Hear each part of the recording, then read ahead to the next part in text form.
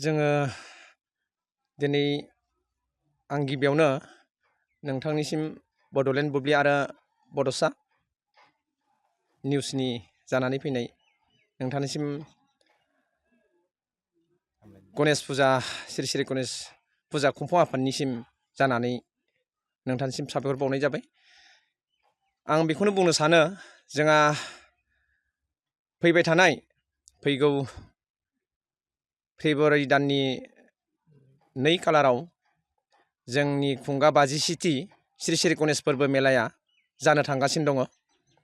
बे बिथिंखौनो लानानै जों दिनै नैबे जोंनि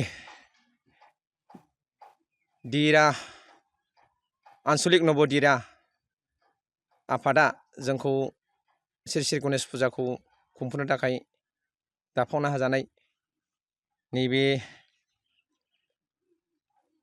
जोंनि खुंफुं आफादा दिनैनि बे समाव जोङो गासै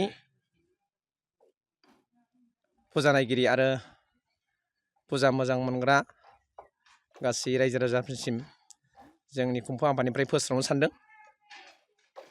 जोंहा फैगौ 2025 मायथाइनि 2 फेब्रुवारि खालारनिफ्राय जोंनि खुंगा 50थि श्री श्री गणेश फुजा फोरबो मेलाया जानो थांगासिनो दं। बेखौनो लानानै जोङो माखासे जोंनि ओनसोलनि रायजो राजाफ्रा अहरह नांथाबगासिनो आरो जों सानो बे श्री श्री गणेश फोरबो मेलाया जोङो गोजोनैनो खुंफुंनो हागोन बेखौ जों मिजिंथियो।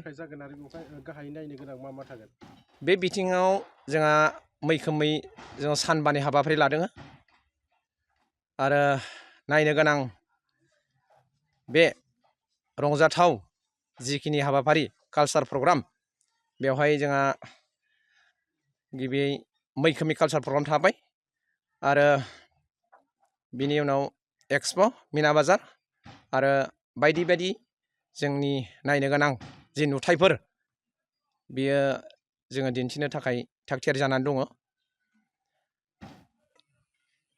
कालचार प्रग्राम हिसाबै गिबियाव जोङो 2 फेब्रुवारिनि जि कालचार प्रग्राम बेवहाय जोङो मैखोमै नयन बरग'यारि दावगाफुनाय मेथाइ खनगिरि बेखौ जों हांख्रायदों। लोगोसे मोसाखावरि दं आरो कृष्टि आफाद दं। गिबि सानावनो जोङो मैखोमै दावगाफुनाय नयन बरग'यारि बिथांखौ जों हांख्रायनाय जादों। बेजों लोगोसे जोंहा गोबां हाबाफारि दङ, जेरै फुंनि समाव जोङो मन्दिर बेखेवनाय हाबाफारि, लांगोना बेखेवनाय हाबाफारि आरो बे फारि फारिहाय जोङो सम बायदियै जोंनि गणेश बाबानि मुङै बावथाय मुवा बावनाय बेबायदि अन्यान्य हाबाफारिखौ जों लानाय जादों आरो।